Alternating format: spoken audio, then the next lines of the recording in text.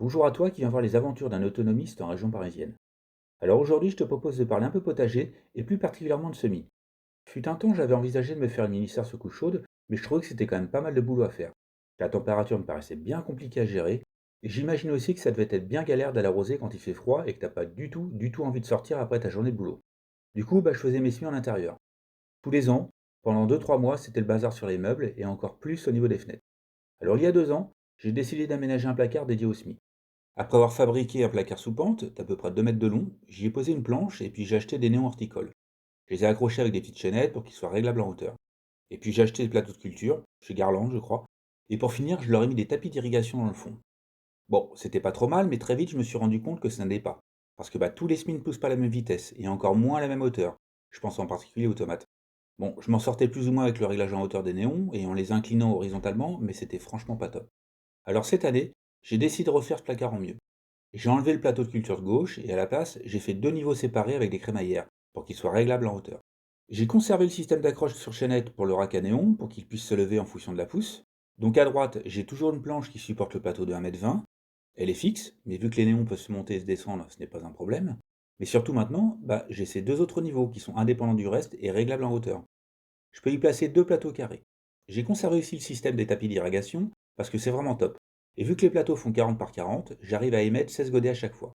Alors c'est vrai que mes godets sont plutôt grands puisqu'ils font 9 par 9, et en diminuant la taille des godets, c'est clair que je pourrais en mettre beaucoup plus, mais je peux quand même en mettre 48 sur le plateau de droite et 16 sur chaque soucoupe carrée, qui fait un total de 80.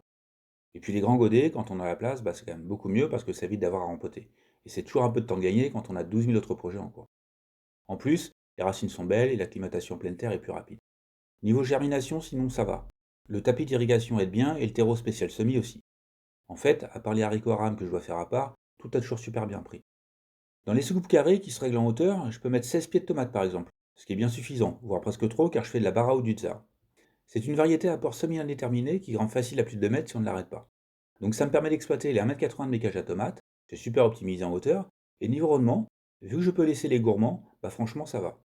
Bon, la barao est très bonne, il n'y a pas de problème, mais c'est pas non plus la meilleure des tomates. Enfin, de toute façon, la tomate parfaite n'existe pas, alors vu qu'en plus c'est une variété précoce et que c'est plutôt adapté à la région, ça m'évite de me retrouver avec des kilos et des kilos de tomates vertes en début d'automne. Bon, je reviens au placard. Du coup, quitte à tout refaire, j'en ai profité pour ajouter des miroirs aussi à l'intérieur. C'est du AliExpress, ça coûte vraiment pas cher et ça se pose bien. Dans la recherche, il faut taper miroir adhésif si ma mémoire est bonne. Bon, c'est pas des vrais miroirs évidemment, mais c'est quand même relativement rigide. Ça se découpe au ciseau, ça se colle super bien et ça reflète plutôt pas mal la lumière. Donc j'en ai collé un peu partout à l'intérieur du placard et j'en ai mis sur l'intérieur des portes aussi. Une fois remonté, voilà ce que ça donne. C'est pratique, fonctionnel et surtout, c'est discret. Pour l'utilisation, honnêtement, je crois qu'il n'y a pas plus simple. Au début, pour la germination, je pulvérise sur le dessus, ce qui doit me prendre 2 minutes chrono. Bon, au moment où j'ai pris la vidéo, le pulvérisateur fuyait, mais depuis j'ai commandé un joint torique, et il est reparti comme en 40. Et puis après, une fois que c'est bien parti et qu'il commence à y avoir de belles feuilles et de belles racines, je me contente tous les 2 3 jours d'imbiber les tapis d'irrigation. Genre, je monte à 8 mm au-dessus du tapis. Ça fait un peu comme une table à marée en fait. Alors maintenant, dans les petits trucs qu'il restera à faire ou à tester pour améliorer encore un peu. Au tout début, j'éclaire 17 heures par jour, mais assez rapidement je descends à 15 heures. Puis à mesure que je me rapproche de la mise en terre, je continue à réduire jusqu'à 13 heures. Ça démarre super fort, mais au fil de la croissance, quand les feuillages commencent à s'étoffer, je sens que ça manque un peu de lumière sur les pieds. Pas en durée d'exposition, mais en puissance vraiment, je pense.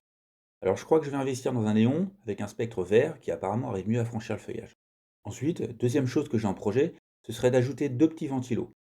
Avec mon placard qui est devenu une vraie usine, je peux attaquer les semis vraiment sur le tard, même bien après la mi-mars pour les tomates. Et arrivé début mai, quelques jours avant les seins de glace, il y fait parfois très chaud. Trop, même pour les tomates.